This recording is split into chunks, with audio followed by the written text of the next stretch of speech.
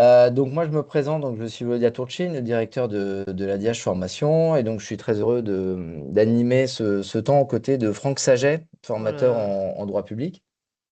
Il intervient depuis de nombreuses années dans beaucoup de collectivités territoriales et donc nous fera bénéficier de ses retours de terrain. Quelques mots sur le déroulé de ce webinaire. Donc si vous souhaitez poser des questions, vous pouvez le faire au fur et à mesure de l'intervention via l'espace conversation donc prévu par Teams, et nous y répondrons donc, quand le moment sera opportun, soit pendant l'intervention, soit à la fin.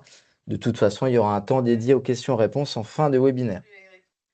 Et pour vous prévenir également que ce webinaire est enregistré. Euh, alors, donc les premières décisions d'un élu peuvent engager sa responsabilité, parfois sans qu'il en ait pleinement conscience. Et pendant cette petite heure, donc, partir avec des repères concrets, donc pour éviter les erreurs. Souvent, donc les élus, qu'ils soient nouveaux ou pas, d'ailleurs, donc prennent leurs fonctions avec beaucoup d'engagement, hein, mais pas toujours avec les repères nécessaires. Il y a une prise de fonction qui est souvent rapide après les élections, des décisions à prendre de manière immédiate parfois, et des enjeux juridiques et managériaux qui sont parfois un peu sous-estimés. Et donc avant de donner la parole à notre intervenant, euh, juste quelques mots sur le cadre. Les 100 premiers jours d'un mandat, c'est souvent de la pression immédiate, des décisions à prendre très vite et parfois des risques qui sont même invisibles aussi parfois. Euh, donc le rôle d'un élu, c'est représenter, mais c'est aussi décider, encadrer, arbitrer et assumer des responsabilités parfois lourdes. Être élu, c'est un statut, avoir des droits, bien sûr, mais aussi des devoirs et des risques également. Et justement, avant même de parler d'erreurs, il y a un point fondamental, il faut bien comprendre son statut en tant qu'élu et ses responsabilités. C'est ce que va nous expliquer maintenant Franck, que je vous laisse découvrir. Bonjour Franck. Bonjour, bonjour Volodia, bonjour Gaël, bonjour à tous. Je suis Franck Saget, je ne sais pas si vous me connaissez, je suis spécialisé en droit public, j'interviens depuis maintenant 35 ans dans les collectivités territoriales. Ce matin, je vous fais une petite présentation évidemment succincte, très succincte des différents éléments qui nécessitent tous évidemment des approfondissements. Nous avons alors qu'on l'attendait depuis des années, un statut de l'élu tel qu'on pouvait l'imaginer, c'est-à-dire un vrai statut de l'élu, une vraie loi qui s'appelle statut de l'élu, grâce à Françoise Gatel, quand même, il faut le dire, c'est elle la ministre qui a porté ce texte et qui a réussi à le faire passer à l'unanimité. Bon, il y a eu 22 abstentions, mais enfin quand même, à l'unanimité de l'Assemblée nationale et du Sénat. C'est quand même une grande avancée. Je dis pas que ce statut bouleverse quand même tout. Il vient donner plutôt des précisions, des améliorations. Il donne quelques petits changements, notamment sur la prise illégale d'intérêt ou sur le nombre d'heures pour les autorisations d'absence. Mais il y avait quand même déjà des éléments qui existaient. Quel est l'intérêt de ce statut? Pourquoi ce statut est-il intéressant? D'abord, il y a une idée d'attractivité, à faire attirer le plus de nouveaux profils vers ce monde des élus, c'est-à-dire donner envie aux gens de devenir eux-mêmes élus.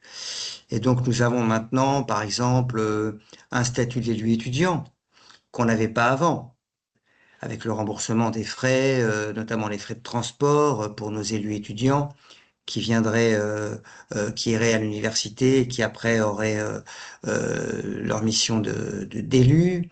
On a un statut de l'élu porteur de handicap. Des années qu'on attendait ça et qui est quand même très clair maintenant. Donc on a quand même cette volonté du législateur d'attirer le plus possible de nouveaux profils. Il faut dire aussi qu'avec la réforme des élections municipales, dans les communes de moins de 1000 habitants, vous savez que maintenant la parité est obligatoire Et donc, il a fallu aussi attirer les profils de femmes hein, qu'on n'avait pas avant, puisque tout de même, on avait encore dans nos petites communes une très large majorité d'élus hommes. L'autre idée majeure de ce statut de l'élu, c'est sécuriser le mandat de l'élu. C'est une fois qu'on est élu, sécuriser ce mandat, avec notamment une protection fonctionnelle, on en parlera tout à l'heure, qui s'est accrue, qui est automatique, avec des remboursements de frais, avec des autorisations d'absence qui quand même maintenant sont plus importantes, même si elles sont toujours pas rémunérées par l'employeur. En tous les cas, l'employeur n'est pas obligé de les rémunérer. Donc, il y a quand même l'idée là de sécuriser le mandat d'élu. Et puis après, le troisième axe de ce texte, c'est l'après-mandat. Qu'est-ce qui se passe une fois qu'on est battu ou une fois qu'on ne se représente pas? Voilà. Et là, attention, il y avait toujours cette idée de dire, là, on l'a vu aux dernières élections, des élus qui étaient à, je sais pas, 4 000 euros, on va dire, d'indemnité, et qui se retrouvent sans rien, qui se retrouvent à zéro. Voilà. Donc, il y a une indemnité différentielle maintenant qui est développée. Elle existait avant, mais elle est développée. Donc, en fait, on retire de ce texte quand même beaucoup de nouveautés et beaucoup d'accentuation de ce qui existait avant. Alors, il y a dans ce texte, il y a des droits, il y a aussi des devoirs, bien sûr, comme en a parlé Volodia. Alors, des droits, Volodia, est-ce que vous pouviez avancer le, le droit? Il y a beaucoup de choses à dire, bien sûr. Là, on ne fait pas l'exégèse du texte. Je vous présente le texte, mais il y a évidemment énormément de choses à dire sur ces droits qui sont, c'est la grande partie quand même du texte. C'est là où on voit quand même qu'il y a un développement de ce qui existait avant. Bon. Les indemnités ont subi une petite majoration. Enfin, c'est pas Las Vegas, hein. C'est pas parce que il y a 4% d'augmentation, je crois, sur les communes juste de 10 000 habitants que les indemnités, elles restent quand même très faibles. Faut être honnête. C'est pas non plus dans la majorité des élus, ça reste quand même des indemnités. Je dirais tout à fait, enfin en tous les cas pas si formidable que ça. Mais il y a surtout la protection fonctionnelle. Là, c'est quand même très intéressant. Enfin, intéressant. Elle est automatique maintenant. Voilà. Ce qui n'était pas le cas avant. Avant, il fallait la demander. C'était compliqué. Et elle touche pas seulement d'ailleurs l'élu. Elle touche aussi la famille de l'élu. On se souvient de ce maire. Enfin, je ne sais pas si vous vous souvenez. Je crois que c'est à l'Haÿ-les-Roses, mais je suis pas sûr. Qui a vu sa maison attaquée. Sa femme était dans la maison. Les enfants étaient dans la maison. Et puis on s'aperçoit que nous avons des maires cyber-harcelés. C'est un truc de fou. On se dit, mais comment c'est possible qu'on en arrive à ça quand même, à des maires qui sont victimes sur les réseaux sociaux de campagnes d'une violence quand même considérable. Euh, on note, si vous, je sais pas si vous connaissez les chiffres, mais les atteintes aux élus restent quand même assez spectaculaires. Alors, par rapport au nombre d'élus, heureusement qu'on est encore dans une extrême minorité, mais enfin quand même c'est assez spectaculaire et les chiffres sont là pour dire que c'est surtout les maires qui sont inquiétés, à plus de 50%. Hein.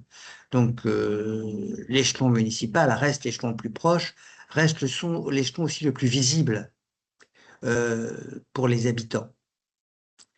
Les devoirs, Volodia, est-ce qu'on peut regarder les devoirs? Les devoirs sont oui, vous l'avez passé. Voilà. Là, c'est les devoirs, c'est pas les droits, c'est une erreur, mais bon, c'est pas grave. Notamment le respect des principes républicains, la déclaration la déclaration liée au conflit d'intérêts.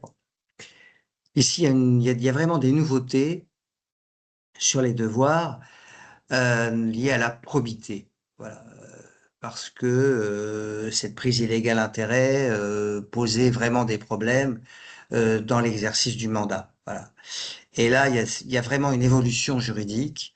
Euh, les élus sont, faut dire la vérité, très sollicités, ce que je comprends, hein, et les nouveaux élus, parfois, n'ont pas forcément toujours le bon réflexe parce que ils croient bien faire ou ils veulent bien faire et puis ils sont très sollicités parce qu'ils viennent d'être élus.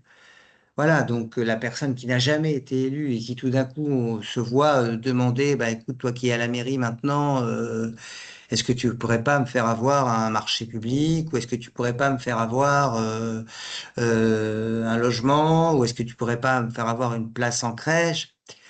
Euh, Évidemment que les élus sont très sollicités. Celui qui a deux, trois mandats déjà derrière lui, bon, il a de la bouteille, il a compris que il y a des éléments qu'il ne peut pas faire, il a compris qu'il y avait un risque pénal. Le nouvel élu, parfois, est un peu perdu. Voilà. Il en va aussi énormément dans de nombreux cas sur la relation avec les associations. Attention à ça, vraiment la gestion de fait et la relation avec les associations, qui est rarement très claire en fait. Voilà. Et souvent, les nouveaux élus sont issus du milieu associatif. J'étais dernièrement là dans une commune et une nouvelle élue, toute jeune d'ailleurs, qui était la présidente du club de volley. Elle a dit, je suis présidente du club de volley et maintenant je suis adjointe au maire chargée du sport. Voilà.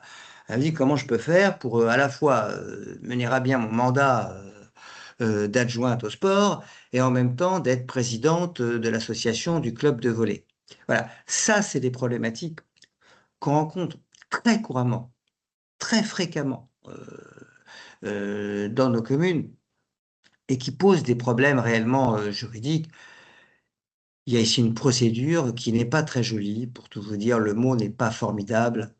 Ça s'appelle le déport. C'est vrai que c'est pas très joli c'est pas un mot magnifique, le déport, mais qui nécessite des explications assez fournies, voilà, parce que le déport doit être total sur les dossiers.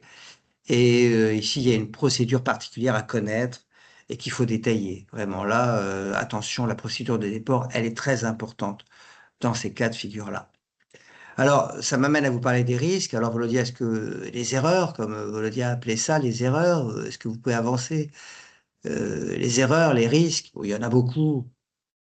Il y en a beaucoup. Voilà. Sachant que bah, il y a un employeur dans une commune, c'est le maire, et c'est pas les adjoints au maire. Voilà, un adjoint au maire chargé du personnel n'est pas le supérieur hiérarchique du personnel. Voilà.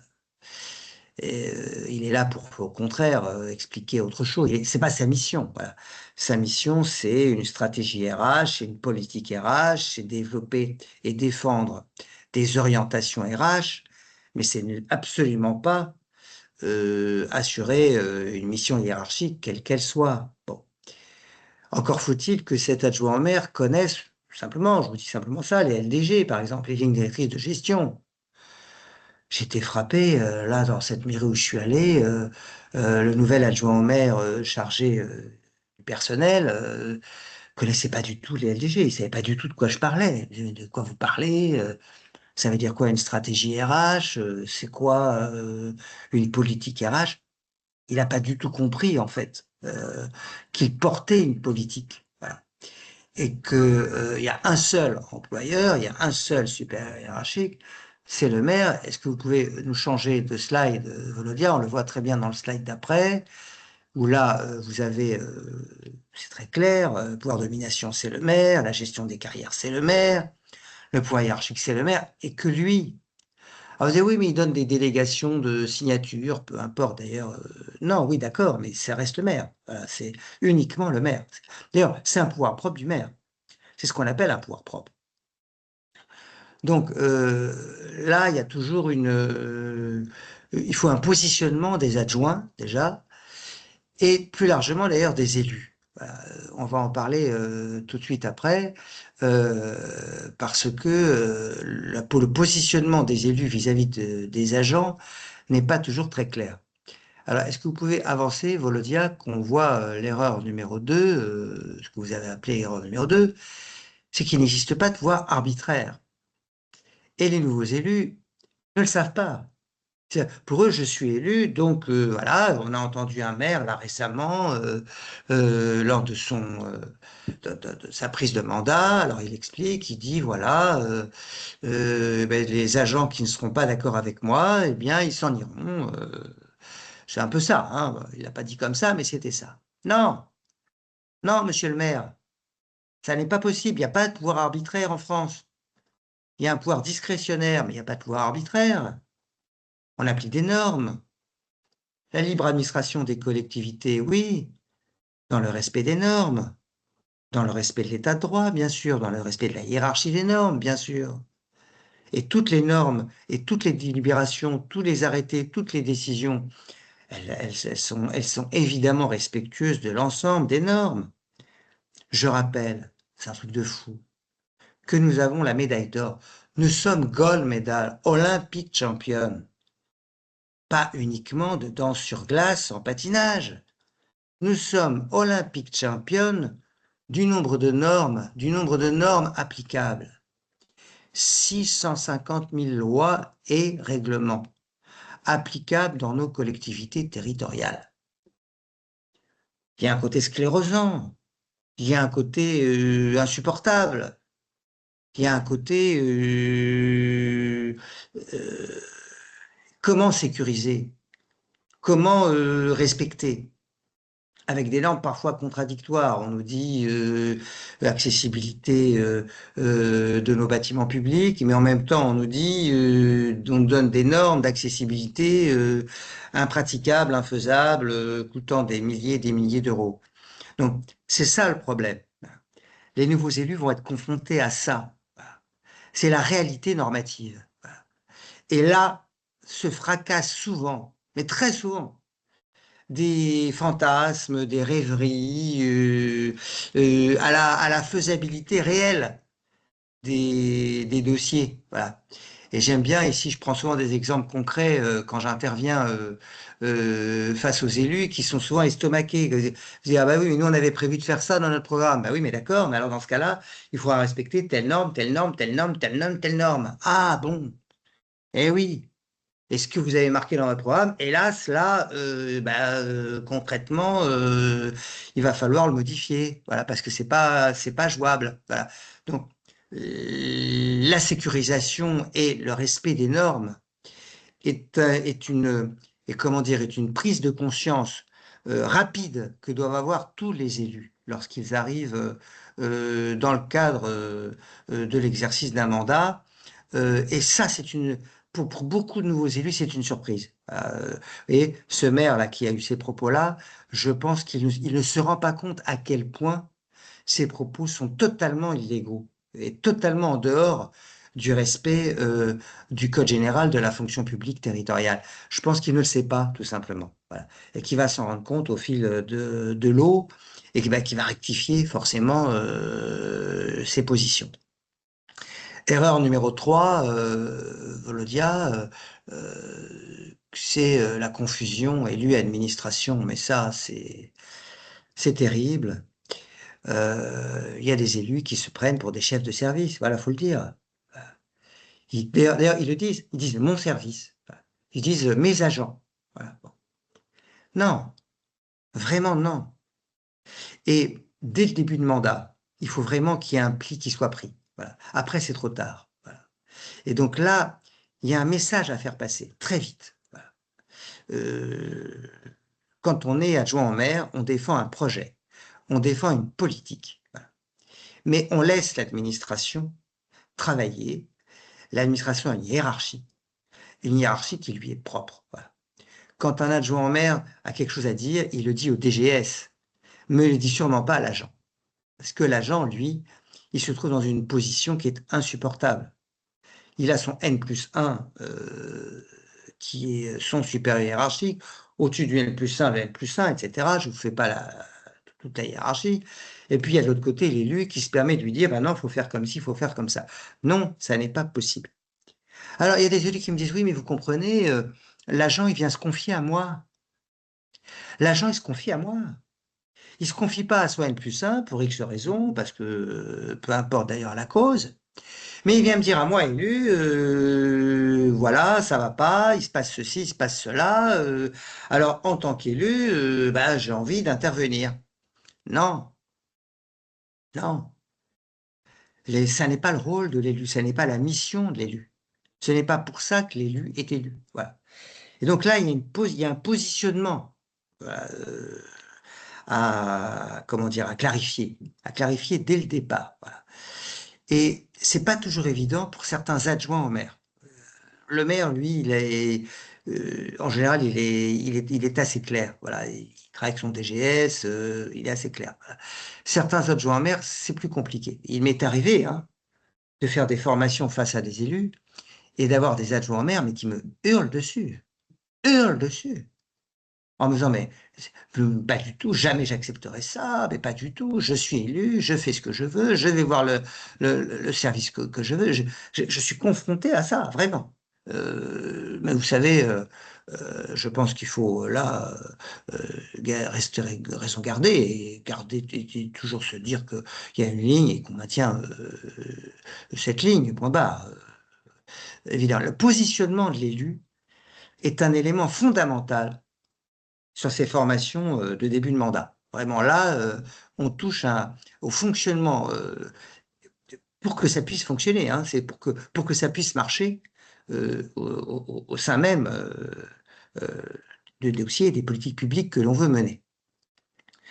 Enfin, l'erreur numéro 4, Volodia, erreur numéro 4, car il y a une erreur numéro 4, normalement, elle est là.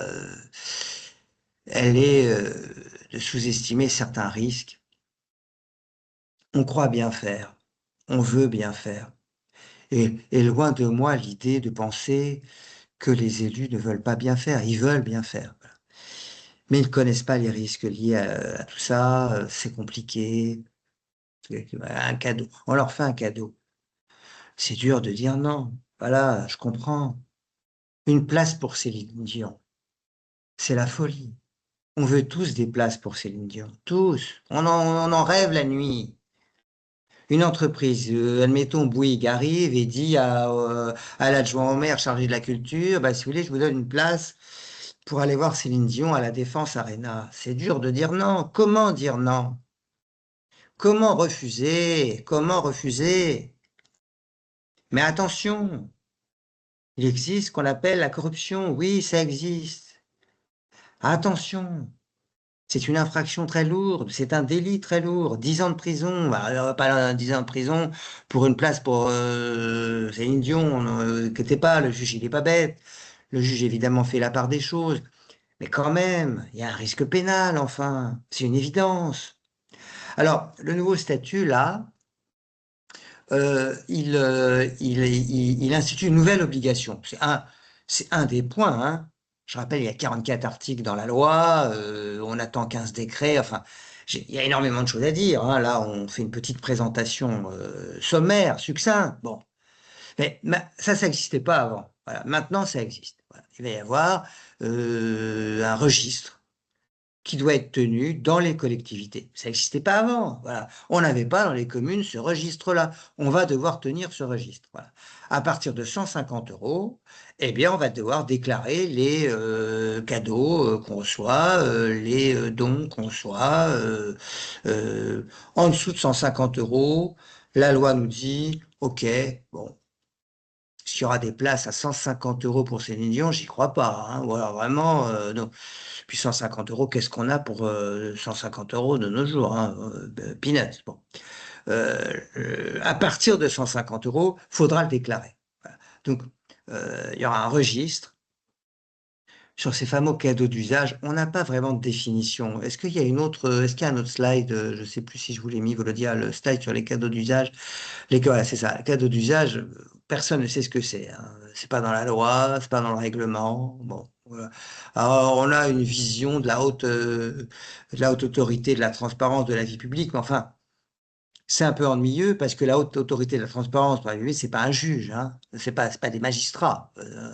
Donc, faut bien faire la part des choses. C'est une autorité administrative, hein. Donc, bon, qui nous parle d'objets promotionnels, des cadeaux offerts lors de cérémonies. Voilà. Mais c'est pas une liste exhaustive. On n'a pas de liste exhaustive.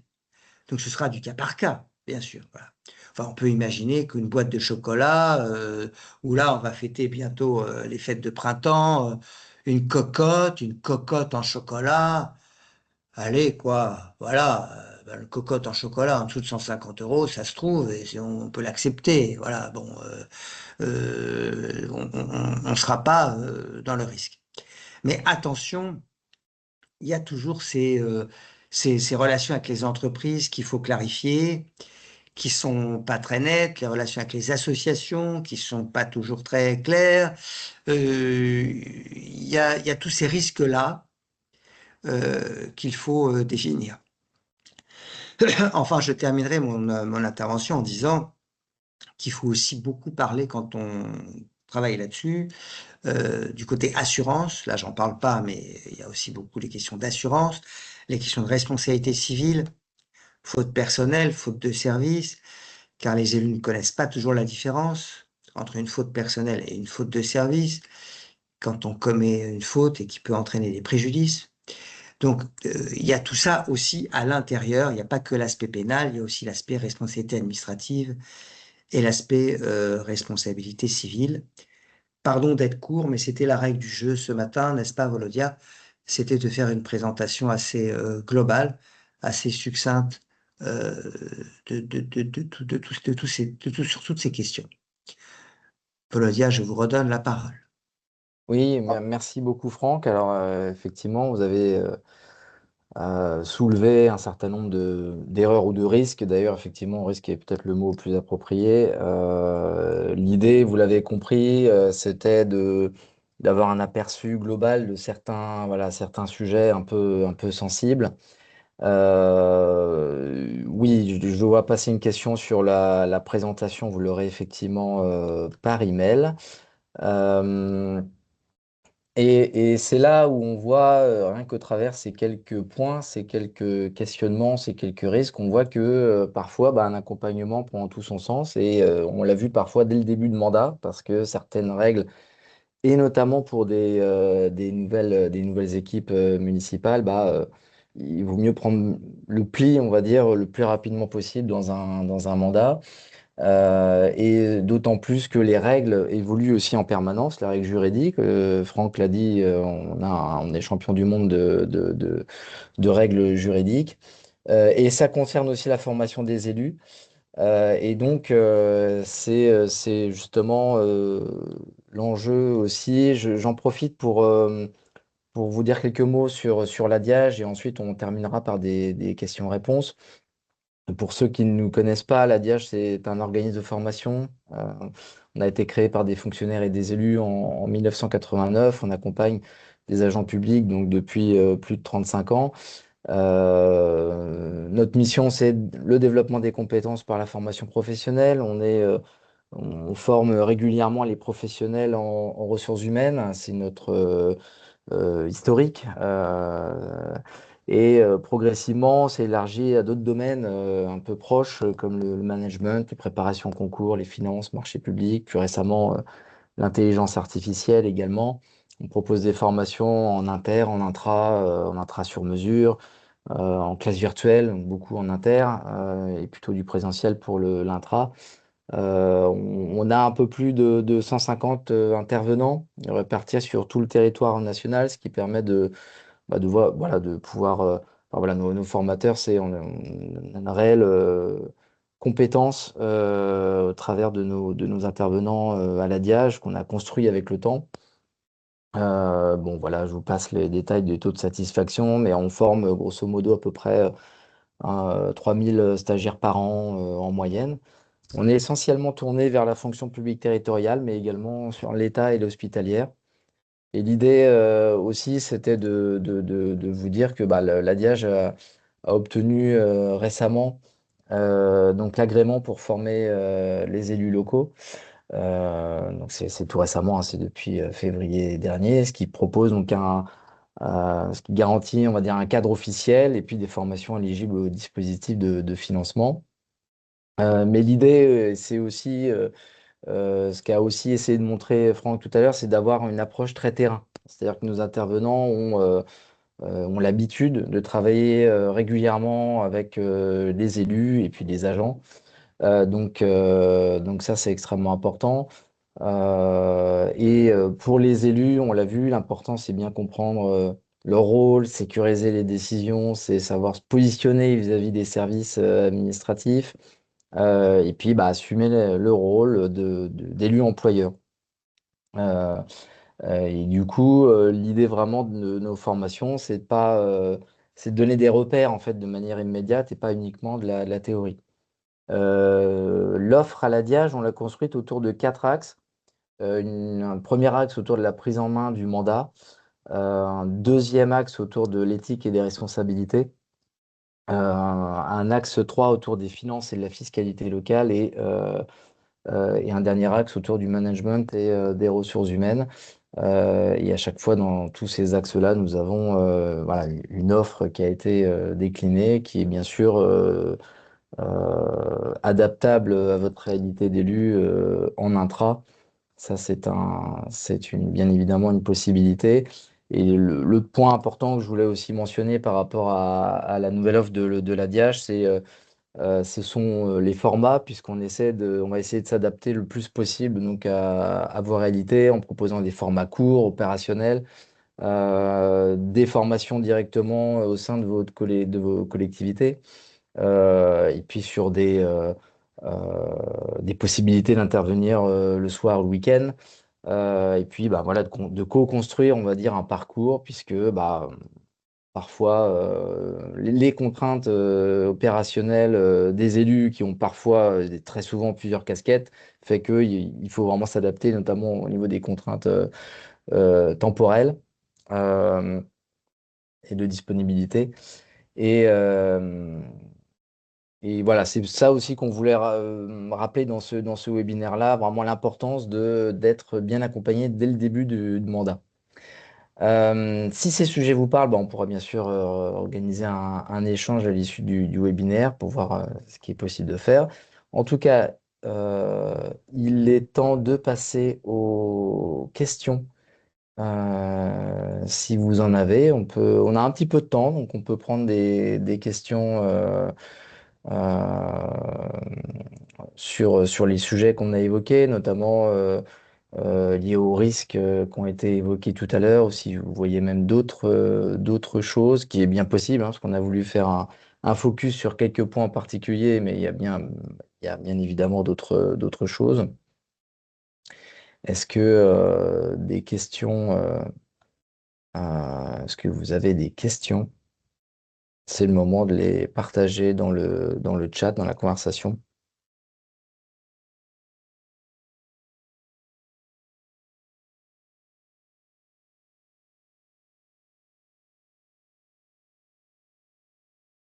Si vous n'en avez pas, ce n'est pas forcément très grave non plus. En tout cas, ça veut dire que Franck a été très clair. Est-ce que vous voulez conclure, Franck, le mot de la fin peut-être? Ben, ce que je peux dire, c'est que je pense que ces formations de début de mandat sont vraiment, vraiment importantes, même quand l'équipe n'est que partiellement renouvelée. Voilà. Parce que des fois, le maire a été élu, réélu, mais vous avez une équipe qui est là, mais qui est partiellement renouvelée. Et en fait, il s'agit de remettre à niveau ceux qui arrivent et qui découvrent tout ça. Voilà. Et même en cas de réélection, c'est très intéressant d'avoir une formation dès le départ, voilà.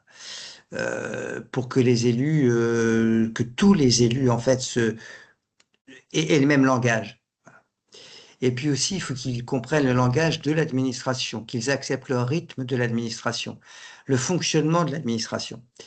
Et beaucoup d'élus viennent du privé, hein, ne connaissent absolument pas l'administration, découvrent ça totalement. Voilà.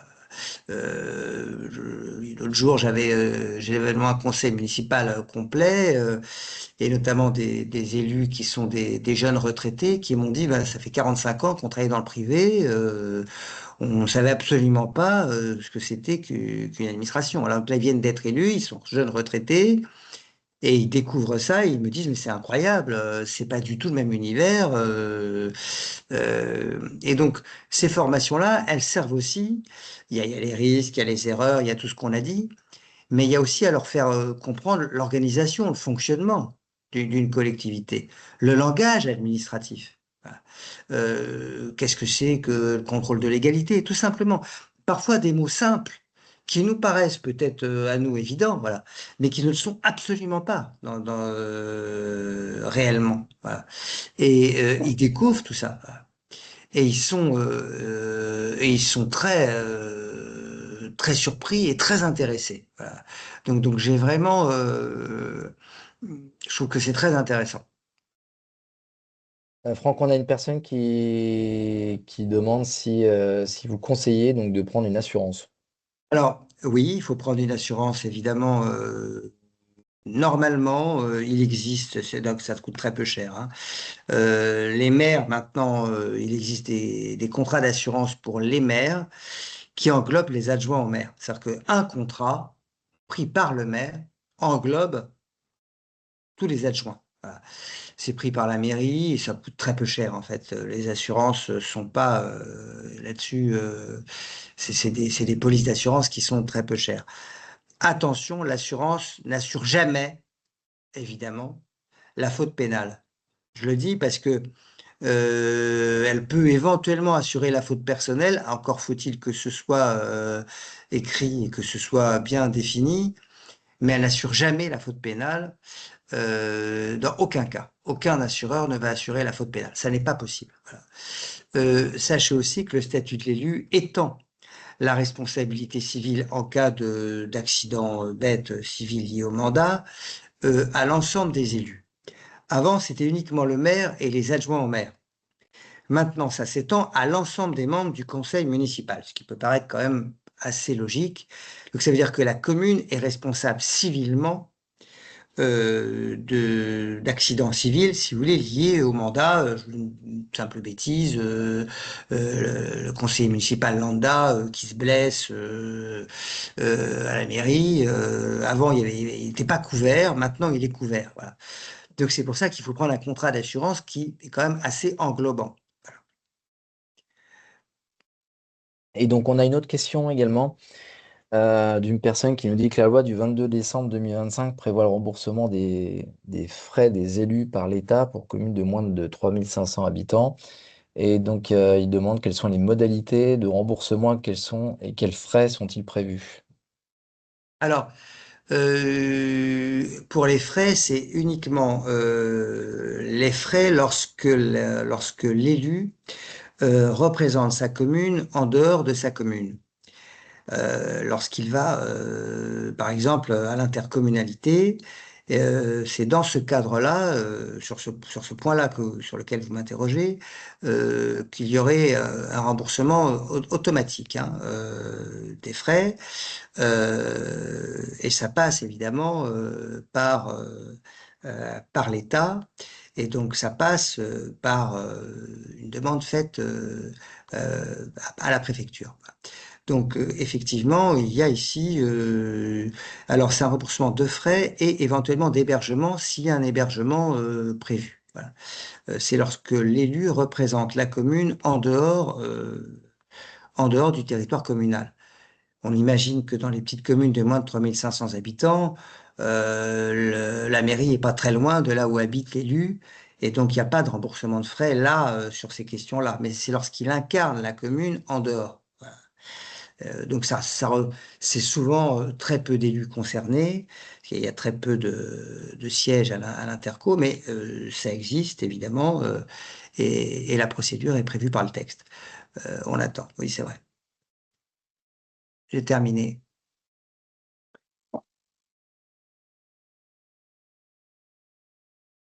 Eric, ça c'est pas. Euh, Non, Eric, ça c'est pas prévu par le texte. Non, hélas, hélas. C'est pas prévu par la loi. Eh oui, Eric. Eh oui. Non, ça n'est pas ça que dit. C'est pas ça que dit la loi. Je suis désolé. Voilà. en tout Ça cas, coûterait, si ch- vous... ça coûterait cher à l'État.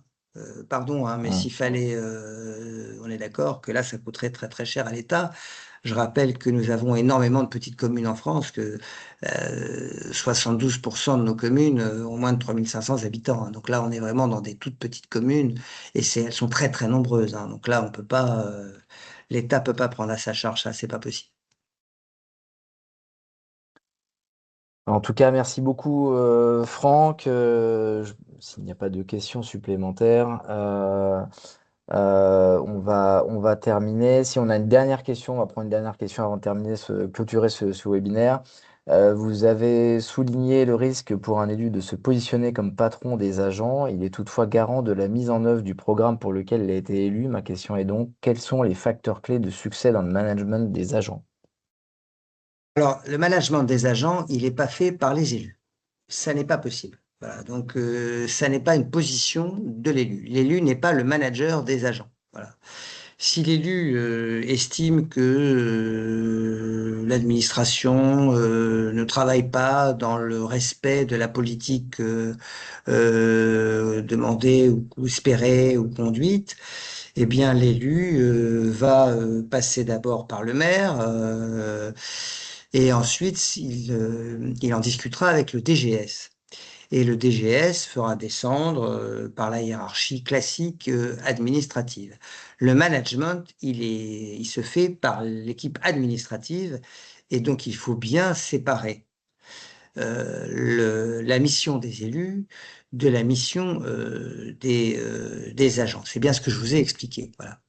Et là, attention, parce que il y a vraiment des confusions. Il y a des élus, moi je suis pas très chaud, mais je sais que c'est très fréquent, qui tutoient les agents, on s'appelle par son prénom, on se tutoie, on va se prendre un café ensemble, on va à la cafette. Il y a plus de, comment dire, de séparation. Voilà. Et au bout d'un moment, qui fait qui est qui fait quoi, ou comment se positionne le chef de service dans cette situation. J'étais face à des élus avant-hier et j'avais avec moi une première adjointe qui en même temps est fonctionnaire, car c'est souvent comme ça, c'est-à-dire qu'on a une première adjointe là dans cette commune, mais elle est agent public dans une autre commune où elle est chef de service. Et elle conseillait à ses agents, je trouvais que c'était très juste, mais bon, ça c'est, moi peut-être que je suis trop vieux jeu, mais elle conseillait à ses agents, elle disait, voilà, si l'élu vous tutoie, vous le vous voyez. Alors pourquoi? Parce qu'il doit y avoir quand même une, euh, une démarcation. Voilà, il doit y avoir quand même, à partir du moment où il n'y a plus du tout il y a des risques de voir l'élu prendre la place du chef de service ou se substituer à, ou porter à faux, mettre, où il y a une espèce de porte-à-faux là du manager, et ça entraîne de grandes difficultés.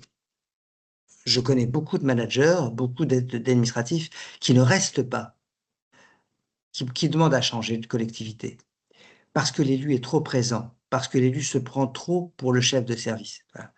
Il est trop là à vouloir s'immiscer dans le fonctionnement quotidien. Ce n'est pas le rôle de l'élu.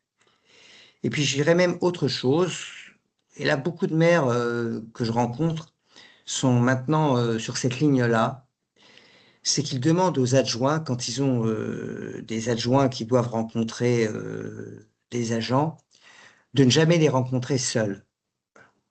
Attention, j'en ai pas parlé ce matin parce que on peut pas tout dire en 20 minutes, mais attention, il y a maintenant très vite des propos qui peuvent être assimilés à du harcèlement, harcèlement moral, harcèlement sexuel, à de l'outrage. J'en ai pas parlé, mais c'est très important. À de la discrimination. Attention. Il y a maintenant plus de 48 causes de discrimination. Il suffit parfois d'un propos, un mot. Sur la coiffure, on peut être discriminé quant à la coiffure? Oui. On peut être discriminé quant au physique? Oui. On peut être discriminé quant à l'âge? Une remarque sur l'âge? Oui. Donc, il y a ici des dangers, des risques qui sont maintenant tellement prégnants, tellement fréquents, que la plupart des maires que je rencontre me disent, Monsieur Saget, nous, on a mis en place un système, aucun élu, quel qu'il soit, ne rencontre, à part le DGS, un agent seul, en tête à tête. Voilà. Parce que les propos peuvent être mal compris, mal interprétés, et là, il y a un danger énorme. Un danger énorme. Donc, votre question, elle est très importante, hein. C'est sur le positionnement de l'élu avec le risque lié à cette relation. Là, il faut vraiment mettre en garde. Voilà.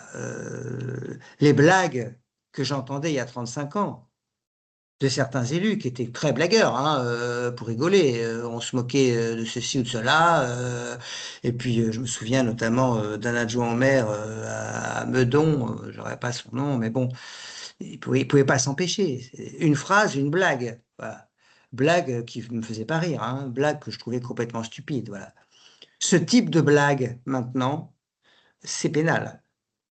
Ce type de blague, maintenant, ça ne passerait absolument pas en 2026. Voilà. Ce qu'un élu se permettait de dire à des agents en 1986, il n'a pas intérêt de les formuler en 2026. Et comme le dit Volodia, il faut être très concret dans ces formations face aux élus.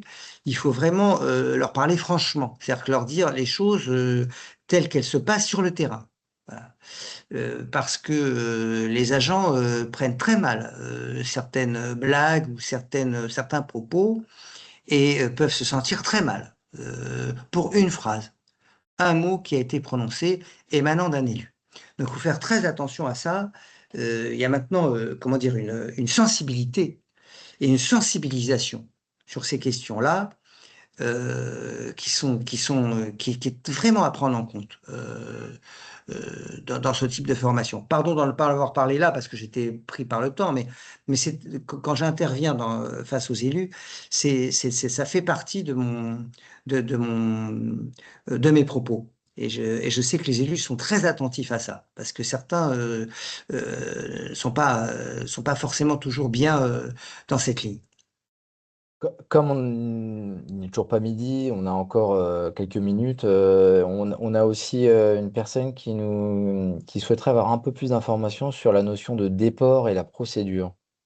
Alors là, c'est trop, je peux pas vous le faire là en 5 minutes. C'est trop compliqué, pardon de vous le dire. Juste un résumé C'est, juste sur le mais en principe peut-être. résumé, en synthèse, disons qu'un élu qui, à partir du moment où il y a un risque de prise illégale d'intérêt, c'est-à-dire un intérêt qui lui serait personnel, direct ou indirect, il doit se déporter, pardon, le mot n'est pas magnifique, sur toute la procédure, de A à Z.